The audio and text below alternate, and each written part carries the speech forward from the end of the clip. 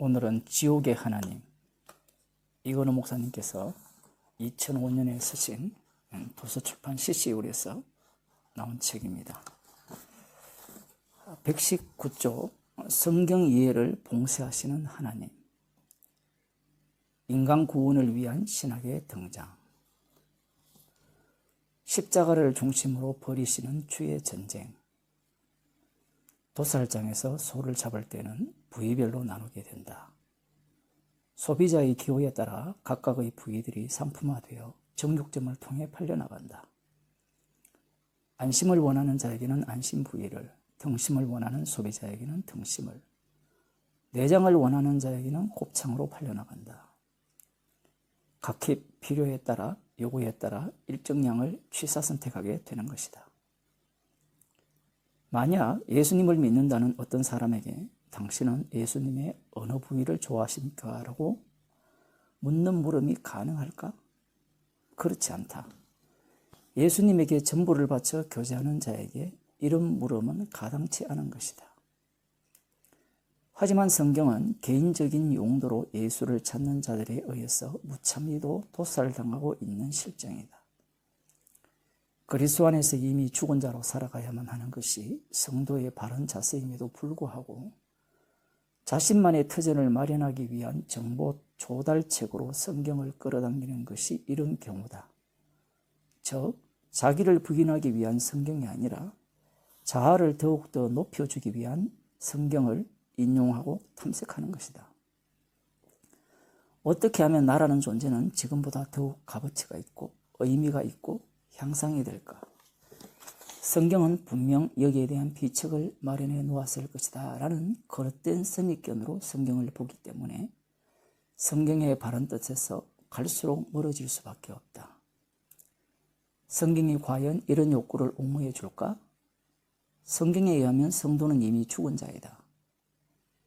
위의 것을 생각하고 땅의 것을 생각지 말라. 이는 너희가 죽었고 너희 생명이 그리스도와 함께 하나님 안에 감추었음이니라.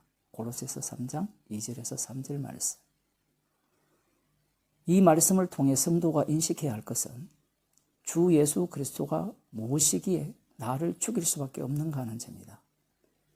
더 나아가서 왜 하나님은 예수 그리스도를 보내서 나라는 인간을 그리스도와 함께 죽게 하시는가 하는 점이다.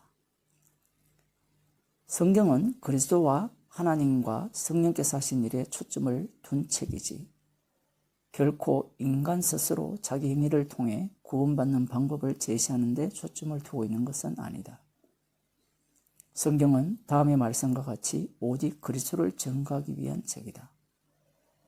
너희가 성경에서 영생을 얻는 줄 생각하고 성경을 상고하거니와 이 성경이 곧 내게 대하여 증거하는 것이로다. 요한복음 5장 39절 말씀. 하나님에 관한 것도 성령에 관한 것도 오직 예수 그리스도를 핵심으로 하여 그것과의 관련성 안에서만 비로소 파악될 뿐이다. 아버지께서 아무도 심판하지 아니하시고 심판을 다 아들에게 맡기셨으니 이는 모든 사람으로 아버지를 공경하는 것 같이 아들을 공경하게 하려 하심이라. 아들을 공경치 아니하는 자는 그를 보내신 아버지를 공경치 아니하느니라. 요한복음 5장 22절에서 23절 말씀. 아들을 공경치 않는 자는 아버지를 공경하는 것도 불가능한 일이다.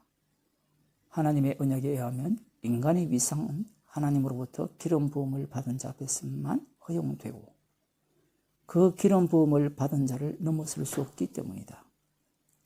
구약의 이스라엘 백성들은 하나님께서 지정하신 제사장의 경계를 넘어설 수 없다. 이러한 하나님의 언약적 장치는 인간의 어떤 행위로도 하나님께 영광이 되지 않음을 분명히 하시는 것 가운데 모든 것을 오직 아들에게로 통일되게 하시려는 취지에서 나왔다.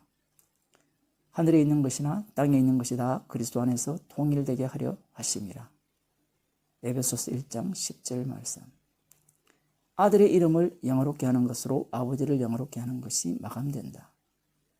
이름으로 하나님이 그를 지극히 높여 모든 이름 위에 뛰어난 이름을 주사 하늘에 있는 자들과 땅에 있는 자들과 땅 아래에 있는 자들로 모든 무릎을 예수의 이름에 꿇게 하시고 모든 입으로 예수 그리스도를 주라 시인하여 하나님 아버지께 영광을 돌리게 하셨느니라. 빌립보서 2장 9절에서 11절 말씀. 인간으로서 또 다른 우애 방식이나 추가적인 영광을 요구하는 일은 있을 수 없다. 왜냐하면 하나님께 영광을 돌릴 능력이나 권세는 이미 인간 손을 떠나 예수님에게 독점적으로 다 압수당했기 때문이다. 성경 말씀을 준행해서 자신이 구원되고자 하는 자들은 이러한 노력에 대해 하나님이 단호히 거부하고 있음을 처음부터 모르고 있다. 여호와께서 가라사대 가서 이 백성에게 이르기를 너희가 듣기는 들어도 깨닫지 못할 것이요 보기는 보아도 알지 못하리라 하여 이 백성의 마음으로 둔하게 하며 그 귀가 막히고 눈이 감기게 하라. 염려컨대 그들이 눈으로 보고 귀로 듣고 마음으로 깨닫고 다시 돌아와서 고침을 받을까 하노라. 이사야 6장 9절에서 10절 말씀. 위의 말씀은 하나님께서 이사야 선지자를 통해 예언하신 바 있는데 이 예언의 말씀은 반드시 성취되어야 정말 하나님답다. 실제로 예수님께서 오셔서 성취하신 일은 이 본문의 내용대로다. 바로 인간이 스스로 구원되고자 하는 모든 노력을 막으신 것이다. 즉 예수님의 모든 활동은 인간의 구원 시도를 거절하고 봉쇄하시는 일이시다. 에덴 동산에서 인간을 추방시키고 가로막으신 하나님의 일관된 취지는 여전히 자진해서 철회한 적이 없고 오히려 예수님을 통해서 최종 마감 차원에서 본격적으로 적용하려고 한다. 왜 하나님께서 철저하게 인간을 봉쇄하시는가? 인간의 이름이 주의 이름을 대신할 수 없기 때문이다. 이것은 곧 하나님의 언약을 실현할 수 없다는 말이고 그렇게 되면 하나님의 의나 거룩이나 영광에 도달할 수 없다는 말이다. 하나님의 언약에 의하면 하나님의 의나 영광이 될 수 없는 대상은 철저하게 천국에서 배격되어 지옥에 직결해야만 한다.